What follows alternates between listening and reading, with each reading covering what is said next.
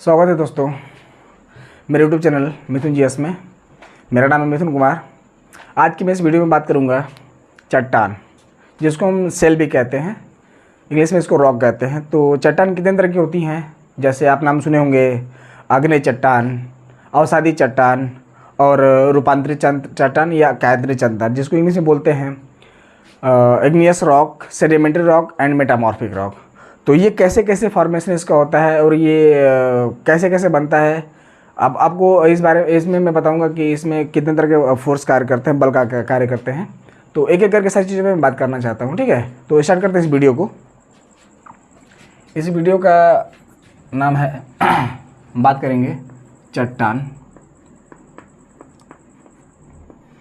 या इसको हम सेल भी कहते हैं, इंग्लिश में इसको बोलते हैं रॉक, ठीक है दोस्तों। तो इसमें कितने रॉक्स होते हैं, कितने तरह के होते हैं, अब एक एक करके नाम लिखते जाते हैं, आप भी नोट करते जाइए। इसमें पहला होता है इसमें आग्नेय चट्टान, आग्नेय चट्टान, इंग्लिश में इसको बोलते हैं इग्नियस रॉक, इग्नियस रॉक, ठीक है दोस्तों। अगला है आपका अवसादी चट्टान, अवसादी चट्टान, इसको बोलते हैं सेडिमेंट्री रॉक,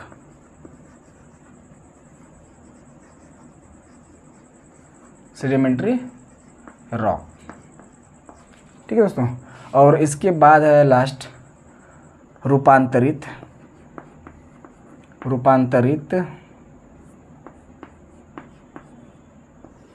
या कायांतरित चट्टान, कायांतरित चट्टान,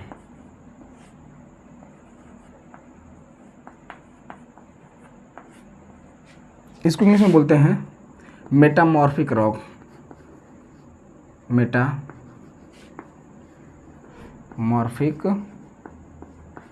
रॉक, ठीक है दोस्तों। तो ये एक्चुअली ये साइकिल है, पहले आग्नेय चट्टान बनेगा, फिर इससे अवसादी चट्टान बनेगा, अवसादी चट्टान बनने के बाद ये रूपांतरित चट्टान बनेगा, फिर रूपांतरित चट्टान से फिर ये बनेगा आग्नेय चट्टान, फिर अवसादी चट्टान और फिर रूपांतरित चट्टान। तो एक एक का प्रोसेस हम देखेंगे, इसके साइकिल को हम लोग समझेंगे कि कैसे ये होता है। तो सबसे पहले मैं बताना चाहता हूँ आग्नेय चट्टान को। तो आग्नेय चट्टान को देखते हैं, आग्नेय चट्टान कैसे होता है। तो दोस्तों हम बताए थे आप लोगों को कि दो प्लेटें होती हैं, लिथोस्फेरिक प्लेटें,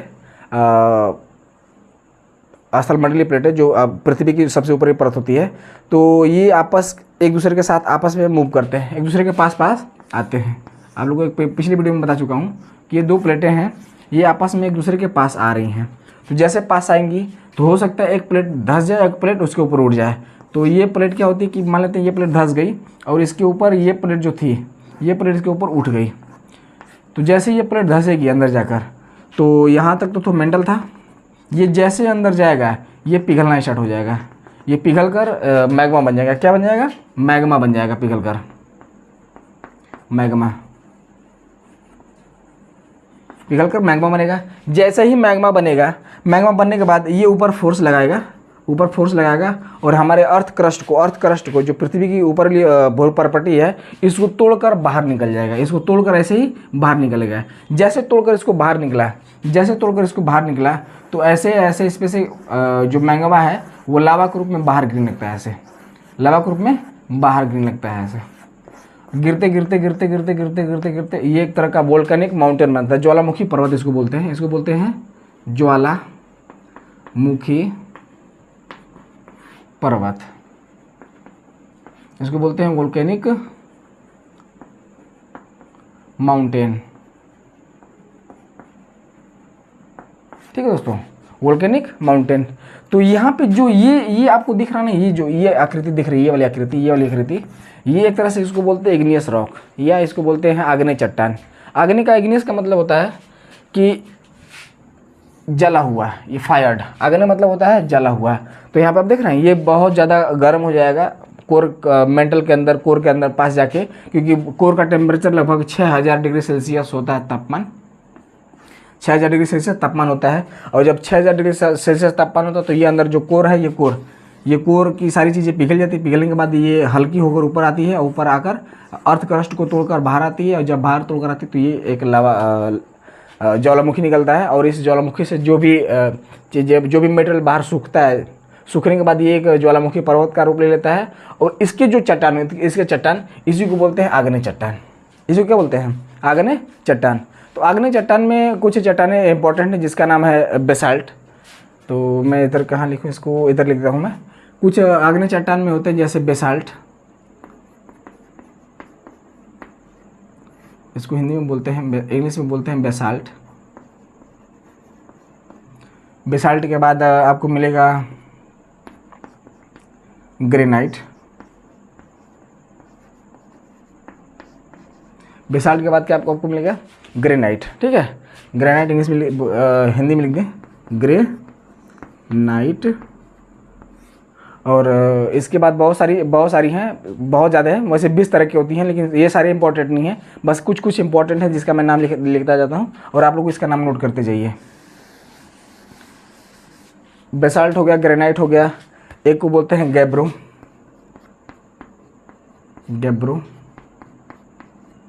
जिसको इंग्लिश में बोलते हैं गैब्रो। और एक और होता है जो काफ़ी इंपॉर्टेंट है, इसको बोलते हैं एबिसिनियन रॉक।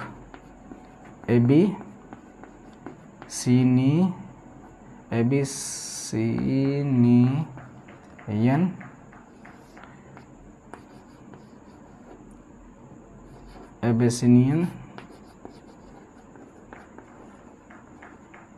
रॉक। ठीक है दोस्तों, ETC कर लीजिए।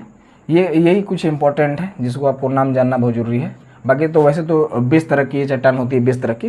तो ये जो अभी डिपेंड करता है कि जो लावा ये बाहर निकला हुआ है, जो लावा बाहर निकला हुआ है, ये इसका सॉलिडिफिकेशन जी कितनी देर में ठंडा हो रहा है। अगर इसका रेट ऑफ हीट ट्रांसफ़र बहुत धीरे है, अगर ये बहुत धीरे धीरे ठंडा हो रहा है तो अलग तरह का चट्टान बनेगा। अगर ये फास्ट, इसकी जो ठंडक होने की प्रक्रिया है, ये बहुत जल्दी सॉलिडिफाई हो रहा है या ठोस हो रहा है, अगर फास्ट हो रहा है तो ये अलग चट्टान बनाएगा। ठीक है दोस्तों, तो कुछ चट्टान यहाँ पे दिखाया मैं, बेसाल्ट है, ग्रेनाइट है, गैब्रो है, एबिसिनियन से, ये 4 इंपॉर्टेंट है। बाकी तो वैसे हम आपको बताएं ये 20 तरह की होती हैं।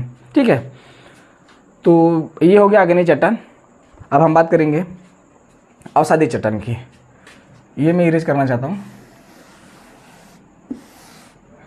आगे बात किया जाएगा अवसादी चट्टान। अवसादी चट्टान एक्चुअली कुछ होता नहीं है। ये जो माउंटेन आप देख रहे हैं, ये लावा माउंटेन, ये लावा माउंटेन जब बहुत बड़ा आकार ले लेता है तो इस पर कुछ फोर्स काम करती हैं। जैसे हम आपको बताते थे आंतरिक बल, बाह्य बल। तो आंतरिक बल के कारण ये मैग्मा बाहर आया अर्थ क्रस्ट को तोड़कर, और ये लावा वोल्केनिक इरप्शन हुआ, ज्वालामुखी आया। अब जब ज्वालामुखी ऐसे आ गया तो इस पर बहुत सारी बाह्य बल काम करती हैं। बाह्य बल में आप नोट कर लीजिए, बाह्य बल, इसको इंग्लिश में बोलते हैं एक्सोजेनेटिक फोर्स। एक्सोजेनेटिक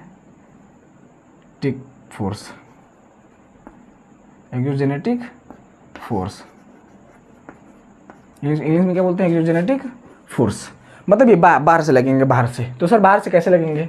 इसमें बाहर से आप देखेंगे तो ये ऊपर दिख रहा है, यहाँ पे इस पे हवा भी लग सकता है। ऐसे हवा है ना, विंड का प्रभाव हो सकता है, हवा का प्रभाव, हवा या वायु का प्रभाव। दूसरा होता है इस पे जल का प्रभाव, जल का या वर्षा का प्रभाव, जल का या वर्षा का प्रभाव। ठीक है दोस्तों, इसी को बोलते हैं, अगर ऐसी चीज़ें हो रही है इस पर, बाह्य बल लग रहा है, तो इसी को बोलते हैं वेदरिंग। बाह्य बल 2 तरह के होते हैं, वेदरिंग होता है पहला, और दूसरा होता है इरोजन। वेदरिंग को हिंदी में बोलते हैं, वेदरिंग को बोलते हैं अपक्षय। वेदरिंग को क्या बोलते हैं? अपक्षय। इस पर 2 फोर्स काम करेंगे, वेदरिंग, इसको बोलते हैं अपक्षय। आप लोग मेरे साथ साथ नोट करते जाइए, अपक्षय। और दूसरा होता है इरोजन, दूसरा होता है इरोजन। इसको इंग्लिश में, हिंदी में बोलते हैं अपर्दन, अपर्दन। ठीक है दोस्तों, तो पहले आप लोग इसके समझ लीजिए, फिर इसको हम बताते हैं आपको।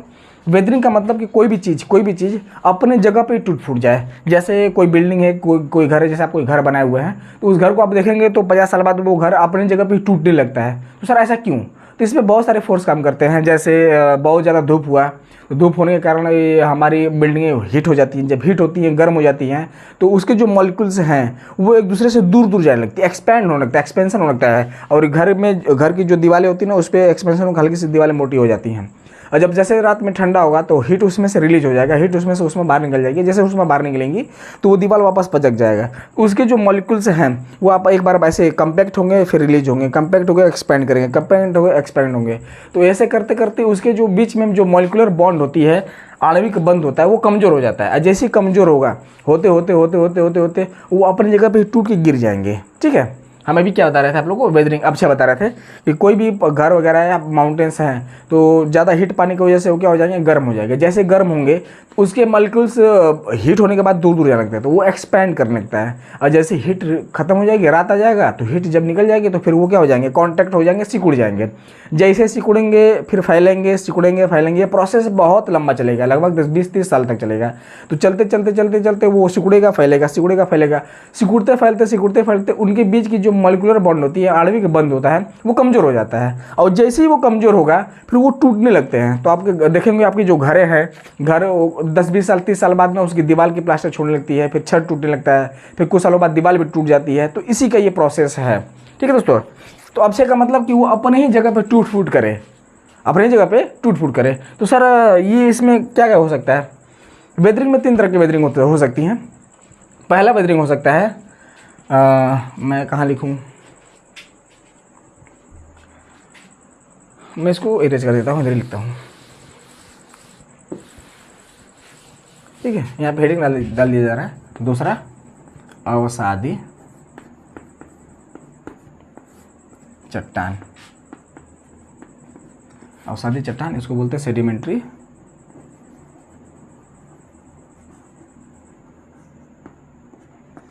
रॉक।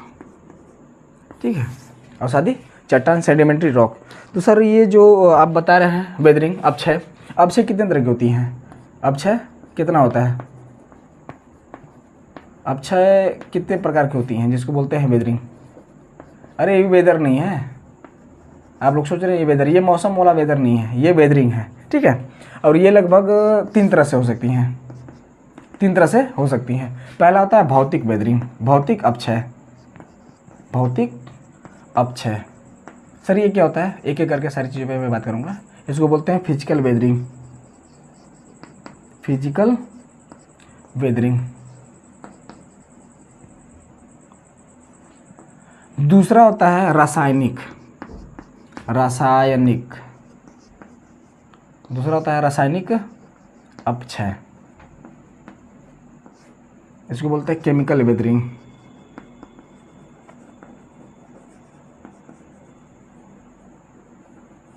और तीसरा होता है भौतिक। सारा तो पूरा साइंस ही लिख दिए, हाँ पूरा साइंस ही लिख दिए।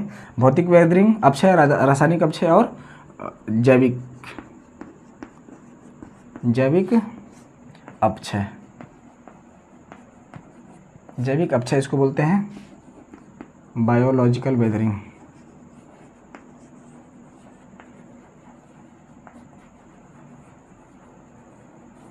ठीक दोस्तों, तो आप इसको नोट कर लीजिए। पहला है भौतिक अपक्षय, फिजिकल वेदरिंग। दूसरा है रासायनिक अपक्षय, केमिकल वेदरिंग। तीसरा है जैविक अपक्षय, बायोलॉजिकल वेदरिंग। इन तीनों वेदरिंग पर मैं अभी एक एक करके बात करूंगा, आप इसको पहले से नोट कर लीजिए।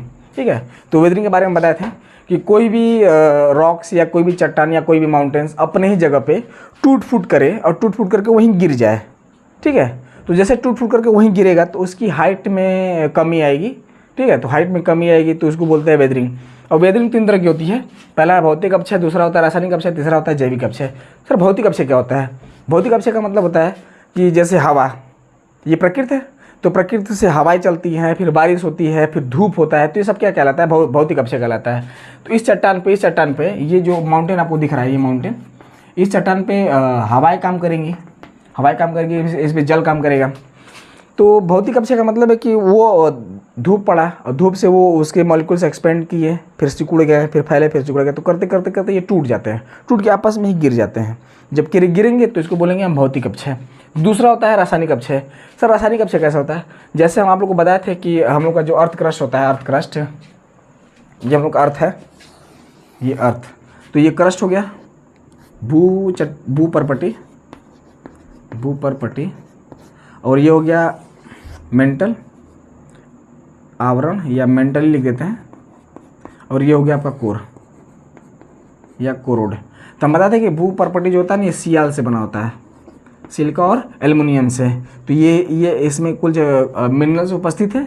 और ये मेंटल जो होता है सीमा होता है, मेंटल क्या होता है?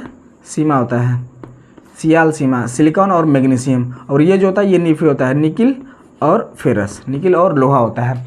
तो ये अंदर से ही मटेरियल ये निकला हुआ, अंदर से ही मटेरियल निकला हुआ ये बाहर है। तो बाहर अधिक मात्रा में क्या मिलेगा आप लोगों को? निकिल मिलेगा और फेरस मिलेगा और आपको मैग्नीशियम मिलेगा और आपको सिलिका मिलेगी। ठीक है दोस्तों। अब पहले से इसके ऊपर क्या था? एल्युमिनियम था। ये सारी चीज़ें मिलेंगी। जैसे इस पे पानी पड़ा, ऐसे पानी पड़ा, जैसे पानी पड़ेगा तो पानी इस फेरस से रिएक्शन करेगा। आप देखेंगे कि ऐसे वातावरण में, खुले वातावरण में आप लोहा वगैरह रख दें तो कुछ दिन बाद उस पर खुले वातावरण में रहता है तो कभी ठंडक नमी आती है तो कभी गर्मी होता है, तो करते करते करते उस जो सरिया होता है ना, उस सरिया पे ना जंग लग जाती है। जंग लगने के बाद वो भारी होता है, पीट देंगे तो टूट जाएगा। तो वो जो कहलाता है ना, वो रासायनिक अपक्षय कहलाता है। वही जो प्रोसेस उसमें होता है, छड़ में होता है, लोहे में होता है, सेम प्रोसेस इसमें होगा। इसमें जो ये लोहा है या निकल है, ये सब पानी से जल से रिएक्शन करेंगे, एटमॉस्फेयर जो भी चीज़ें हो रही है, प्रक्रिया हो रही है, इससे रिएक्शन करेंगे। रिएक्शन करने के बाद वो टूटने फूटने लगती हैं, जैसे जंग लग जाता है तो ये टन टूट के गिरने लगती हैं। तो ये कहलाएगा आपका रासायनिक अपक्षय। तीसरा होता है बायोलॉजिकल अपक्षय या जिसको बोलते हैं जैविक अपक्षय।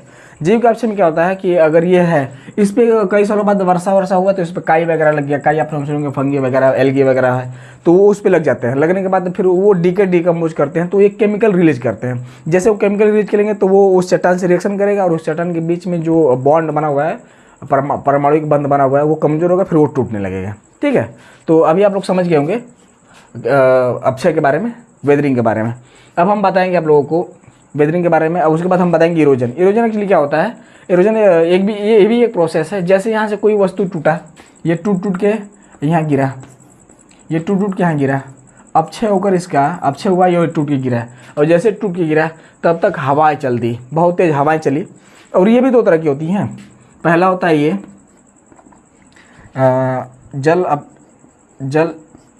जल अपक्षय अपर्दन, जल अपर्दन, और दूसरा होता है वायु अपर्दन, वायु अपर्दन। वैसे तो दोस्तों ये भी कई तरह के होते हैं, लेकिन इसमें जिसकी मेन भूमिका है, उसका ज़्यादा मेन भूमिका जल का और वायु का विंड इरोजन, इसको बोलते हैं वाटर इरोजन।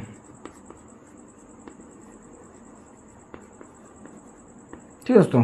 तो इसमें दो भूमिकाएं होती हैं, ज़्यादा भूमिका होती है जल का और वायु का। आप लोग देखे होंगे कि आप अगर अपने यहाँ घरों के पास या रोड पे देखेंगे या कोई ब्रिज बन रहा हो उसके साइड में, तो बहुत सारी मिट्टी फेंक दी जाती है, बहुत सारी मिट्टी फेंक जाती है वहाँ के रोकने के लिए। और जैसे बारिश होता है, तो जैसे बारिश होगा तो बारिश ढाल खोजती है, स्लोप खोजता है। तो जिधर स्लोप ज़्यादा होगा उधर बारिश बहुत तेज बारिश का पानी जाता है। तो मिट्टी ऐसे है और बारिश ऐसे हुआ, पानी यहाँ इकट्ठा हुआ है और पानी हमेशा ढाल की तरफ बहती है। जैसे ढाल पाएगी पूरी काइनेटिक एनर्जी के साथ, जिसकी जितनी पोटेंशियल एनर्जी दी है, पूरी काइनेटिक एनर्जी के साथ ये पूरा बह के जाता है। जैसे बह के जाएगा वहाँ मिट्टी को काट देता है, आप देखेंगे कि ये आपकी ज़मीन थी और बहुत तेज़ वर्षा हो रही है, पानी इकट्ठा हो गया, पानी को जाने की जगह नहीं है। जैसे पानी यहाँ से बहना स्टार्ट हुआ, ये पूरा ऐसे एक गड्ढा करके पानी निकल जाता है। तो आप देखेंगे कि जब इस पर बारिश होगा और ये टूट फूट के यहाँ गिरे होंगे, तो ये क्या करेगा कि बारिश जैसे हुआ इसको बहा के लेकर चला गया नीचे। अब यहाँ पे नीचे इकट्ठा कर देगा, ऐसे नीचे धीरे धीरे इकट्ठा कर देगा। और ये माउंटेन जैसे छोटे होते चलेंगे और यहाँ पे इकट्ठा होते चला जाएगा ऐसे। ठीक है। तो ये इसका सेडिमेंटेशन हो रहा है, इसी को बोलते हैं अवसादी। अब ये सारी इकट्ठा होते आप देखेंगे अपने घरों में, तो कभी साफ़ सफाई करते जाएंगे तो आप देखेंगे जो रोशनदान होता है, जहाँ से गर्म हवा निकलती है, उस पर ऐसे हाथ डालेंगे तो बहुत ज़्यादा मिट्टी होंगी। वो मिट्टी कहाँ से आ गई? तो बहुत ही हवाएं चलती है तो कहीं की मिट्टी उठा कर लाती है। अभी रोडों पे देखेंगे बरसात के मौसम में, जब वर्षा का मौसम रहता है तो रोड पे देखेंगे आपकी बहुत सारे रोड पे पानी लगा हुआ है, तो बस जाती आती रहती है, बस आती जाती रहती है। फिर रोड सूख जाता है। जब रोड सूख जाता है तो फिर बस आएगी जाएगी, उसके पीछे जाएंगे तो बहुत सारा धूल आपके ऊपर आएगा। तो वो भी उसको उसी को बोलते हैं वायु अपर्दन। वो मिट्टी को काट कैसे उठा कर लेके चला जाता है, ठीक है। और आप पानी कहीं अपनी मिट्टी रखे हुए हैं, अब पानी गिरा दिए तो पूरी पानी मिट्टी को काटते हुए बहा देगी, उसको बोलते हैं जल अपर्दन, ठीक है, वाटर इरोजन। तो यहाँ पे आप देखेंगे यहाँ से हवा आया, हवा इस पर टकराया और इसको उठाकर कहीं इधर फेंक दिया, तो ये इधर कहीं इकट्ठा होगा। बारिश हुआ, बारिश पड़ा, इसको उठाकर यहाँ रख दिया। धीरे धीरे धीरे धीरे धीरे धीरे धीरे इसके अंदर, इसके ऊपर एक परत जमने लगती है, इसके ऊपर एक परत जमने लगती है। जैसे यहाँ पे परत जमेगा, जमते जमते जमते जमते जमते जमते ये एक चीज़ों का, एक चट्टान का निर्माण कर देगा, सेल का निर्माण कर देगा, जिसको बोलेंगे अवसादी चट्टान, सेडिमेंट्री रॉक। ये सारे यहाँ पे इकट्ठा होते होते होते होते ये इतना मोटाई में हो जाते हैं कि धीरे धीरे ये एक सेल का निर्माण होता है, काफ़ी मजबूत हो जाता है। इसमें आप देखेंगे, इसमें हम आपको बताना चाहता हूँ, इसमें एक चट्टान पाई जाती है, इसको बोलते हैं सेल, या वो आप चूना पत्थर बोल सकते हैं उसको, या बलुआ पत्थर बोल सकते हैं। ये सारे काफ़ी इंपॉर्टेंट है, ठीक है। तो इसमें आप बोल सकते हैं सेल,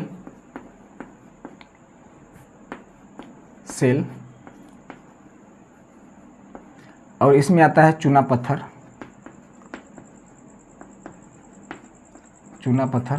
इसको बोलते हैं लाइमस्टोन।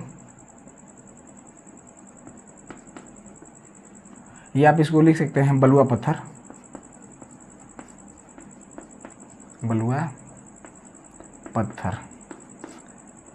या इसको लिख सकते हैं आप सैंड स्टोन।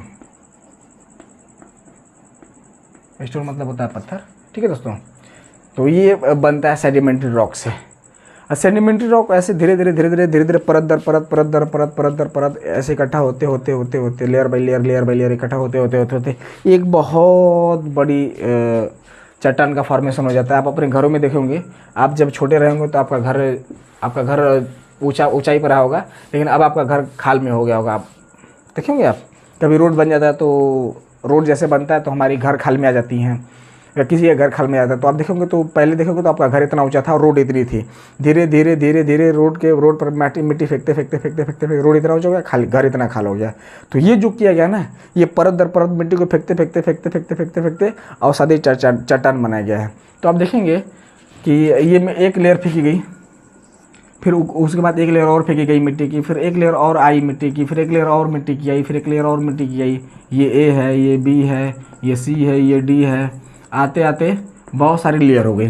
तो layer by layer, layer by layer, layer by layer इकट्ठा होते होते होते होते होते होते ये सेडिमेंट्स हुए, उस क्या बोलते हैं हम, अवसादी चट्टान बनते जाएंगे बनते जाएंगे बनते जाएंगे। और जब ये ज़्यादा डेप्थ में हो जाएगी, इसकी गहराई बहुत ज़्यादा हो जाएगी, गहराई, तो आप देखेंगे कि आप लोगों को बताए थे हम कि जैसे हमारे यहाँ क्रस्ट में, मेंटल में, कोर में जैसे गहराई बढ़ती जाएगी, डेप्थ बढ़ता जाएगा, उतना ही टेम्परेचर बढ़ता जाता है। जैसे गहराई बढ़ती जाएगी उतना ही ताप बढ़ता जाता है। जितना डेप्थ बढ़ेगा उतना ही टेम्परेचर बढ़ेगा, और जितना ही टेम्परेचर बढ़ेगा उतना ही प्रेशर बढ़ेगा। या ऐसे कह सकते हैं आप कि जितना ही गहराई में जा रहे हैं तो डेप्थ में जाएंगे तो प्रेशर बढ़ेगा, क्योंकि धीरे धीरे जाएंगे तो उसका लोड ऊपर आते रहेगा, लोड आते आते आते आते, और जब प्रेशर बढ़ेगा तो टेम्परेचर बढ़ जाएगा। यहाँ पे आप नोट कर लीजिए, जैसे ही गहराई बढ़ेगी, गहराई में जाएंगे तो दाब बढ़ेगा, और जब दाब बढ़ेगा तो ताप बढ़ेगा। ठीक है दोस्तों, ये दोनों साफ एक बराबर है। ये तो गहराई में जाएंगे तो दाब बढ़ेगा, दाब बढ़ेगा तो ताप बढ़ेगा। तो धीरे धीरे धीरे धीरे धीरे इसका ताप बढ़ता जाएगा, इसका ताप बढ़ता जाएगा, इसका कम ताप रहेगा, इसका कम, इसका और कम। तो इसका ताप बढ़ेगा तो ताप बढ़ते बढ़ते बढ़ते बढ़ते इसका रूप ही चेंज हो जाएगा। ठीक है, इसका ताप बढ़ते बढ़ते बढ़ते आप देखेंगे तो वो देखेंगे आप कोल वगैरह देखेंगे, कोयला वगैरह देखेंगे, तो कोयला को ऐसे ज़्यादा ताप और ताप दे तो ग्रेफाइट में बदल जाता है, फिर ग्रेफाइट से फिर वो हीरा में बदल जाता है। तो ऐसा क्या होता है कि उसमें है कि ये सारे रूप चेंज कर लेते हैं, क्योंकि उस पर जब दाब बढ़ता है तो उसका ताप चेंज होता है। जब ताप चेंज होगा तो ताप की वजह से बहुत सारे अलग अलग रूप ले लेते हैं, इसलिए उसको बोलते हैं कायांतरित या रूपांतरित चट्टान। तो मैं यहाँ उसका हेडिंग लिख दूँ, इसको बोलते हैं कायांतरित या रूपांतरित चट्टान। इसको बोलते हैं कायांतरित या रूपांतरित चट्टान। आप देखे होंगे मार्बल्स वगैरह, वाइट मार्बल्स देखें आप लोग, बहुत सारे घरों में लगे होते हैं, किचन से लगे होते हैं मार्बल्स। ये तीसरा है, इसको बोलते हैं कायांतरित या रूपांतरित चट्टान। रूपांतरित चट्टान, ठीक है दोस्तों। इसको बोलते हैं मेटामॉर्फिक रॉक। मेटामॉर्फिक रॉक बोलते हैं, ठीक है। तो जैसे इसकी देख रहे हैं गहराई बहुत ज़्यादा हो गई है, तो धीरे धीरे धीरे धीरे ये इसका टेम्परेचर बढ़ेगा, और टेम्परेचर बढ़ते बढ़ते बढ़ते बढ़ते इसकी जो क्वालिटी है वो क्वालिटी चेंज हो जाएगी, कुछ और बन जाएगा। जैसे आपको बताया था अभी, इसमें पहला होता है मार्बल। मार्बल आप देख लेंगे सबके घर में लगा होता है मार्बल। मार्बल खासकर आप देखेंगे तो किचन में लगा होता है, फिर फर्शों पे लगा होता है, जैसे रूम वूम रहता है उसमें।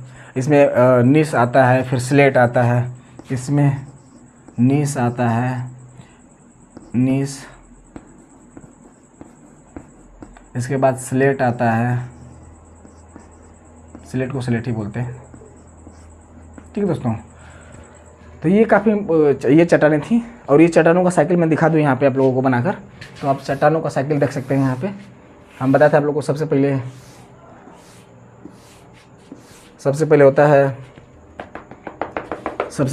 है आग्नेय चट्टान।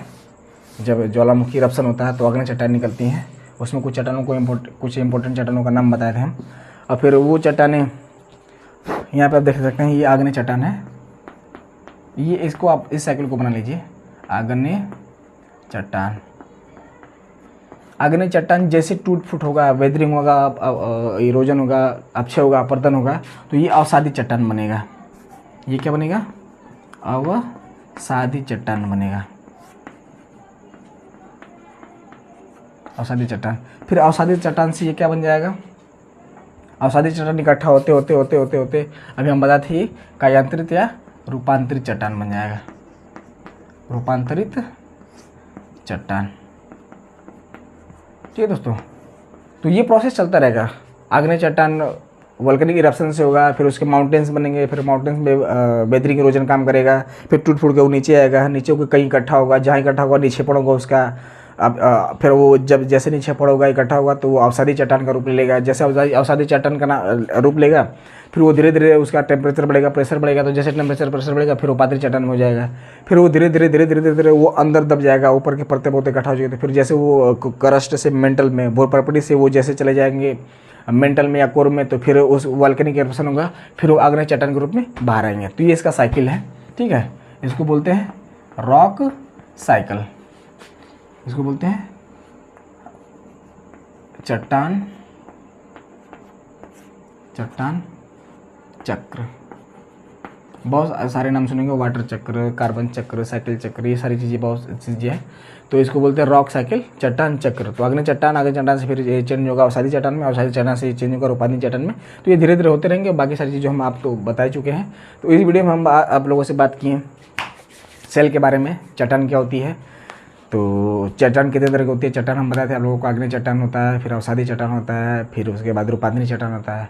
फिर आग्नेय चट्टान कैसे निकलता है, वोल्केनिक इरप्शन होता है तो अर्थ क्रस्ट को तोड़कर बाहर आ जाता है, बाहर आने के बाद एक माउंटेन बनाता है, तो वो कहलाएगा आग्नेय चट्टान। आग्नेय चट्टान में कुछ चीज़ें हम बताते हैं, जैसे कुछ चट्टान हम बताए थे हम, जैसे बेसाल्ट हुआ, ग्रेनाइट हुआ, गैब्रो हुआ, उसके बाद ओबिसिनियन हुआ। तो ये डिपेंड करते हैं कि वो कितने देर ठंडा हो रही हैं, कितने देर धीरे धीरे ठंडा हो रही है, तेज़ ठंडा हो रही हैं, उसके हिसाब से वो ये चट्टानें बनती हैं, आग्नेय चट्टानें। उसके बाद हम बताए थे अवसादी चट्टान, तो वो सारी टूट फूट कर जब कहीं इकट्ठा होती हैं, सेडिमेंट्स होता है, निक्षेपण होता है, तो धीरे धीरे अवसादी चट्टान का रूप ले लेता है। उसके बाद हम बताए थे आपको रूपांतरित अवसादी चट्टान में बताए थे सेल हुआ, चूना पत्थर हुआ, बलुआ पत्थर, जिसको सेल बोलते हैं, लाइमस्टोन बोलते हैं। लाइमस्टोन आप देखोगे मार्बल घरों में लगा रहता है, किचन में लगे होते हैं। और दूसरा होता है लास्ट होता है सैंडस्टोन, बलुआ पत्थर। उसके बाद आप लोग को बताए थे हम रूपांतरित चट्टान या कातरी चट्टान। तो कातरी चट्टान में बताए थे कि वो अवसाद ऐसे दबते दबते दबते दबते निक्षेपण होते होते होते हुए उसकी गहराई मोटाई ज़्यादा बढ़ जाती है, उस पर उसका प्रेशर बढ़ता है, फिर प्रेशर बढ़ने से टेम्परेचर बढ़ता है, और जब ये सारी चीज़ें होती हैं तो फिर उसका रूप चेंज हो जाता है, इसलिए उसको बोलते हैं कायांतरित या रूपांतरित चट्टान। ठीक है दोस्तों।